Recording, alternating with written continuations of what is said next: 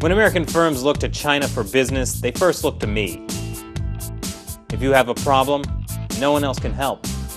It might just be a job for China Uncensored. Welcome to another episode of China Uncensored. I'm Chris Chappell. If you're looking to do business in China, just make sure that none of your employees like money and/or sex.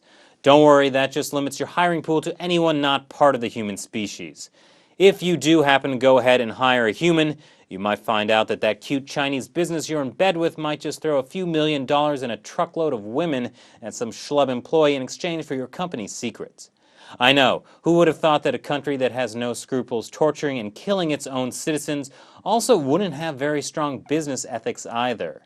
That's what Daniel McGahn, CEO of American Superconductor, found out the hard way when he realized that his biggest Chinese business partner was, in his words, out to kill his company. It's being called nothing short of corporate homicide.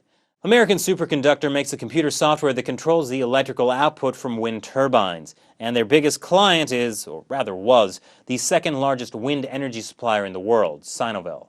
Sinovel was created in 2005 by the Chinese government and, despite going public in 2011, remains at least partially state-owned.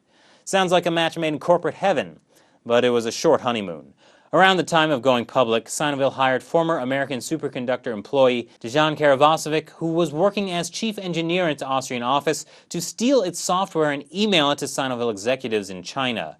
In exchange, Sinovel promised him a $1.7 million contract and a Beijing apartment complete with access to however many women he wanted. But don't worry, he didn't forget about his girlfriend, a Vietnamese flight attendant. Sinovel execs would wire money into her bank account as well. Once Sinovel got its hands on the software, they refused to pay for $100 million in past shipments and $700 million in future contracted shipments. The loss of Sinovel as a client, along with the $800 million, caused American Superconductor stocks to fall 42%, and of its almost 900 workers around the world, 60% were laid off. Overnight, the company shrunk to a third of its size. What happened to American Superconductor is just one in a long string of economic espionage cases that cost the American economy up to $300 billion a year and millions of jobs. That's according to a report by the Commission on the Theft of American Intellectual Property published in May. So Mr. Karavasevic was convicted back in 2011 for what he did. Sinovel was indicted this June by a U.S. federal court for stealing American Superconductor's technology. That's little comfort, I'm sure, for hundreds of American Superconductor employees out of a job. So what will happen now? Well, I don't know, but how much do you think a Chinese company being backed by the Chinese government really cares about what some foreign court says? So remember, no matter how attractive that Chinese business may be that comes walking into your office, just remember it's trouble with a capital T.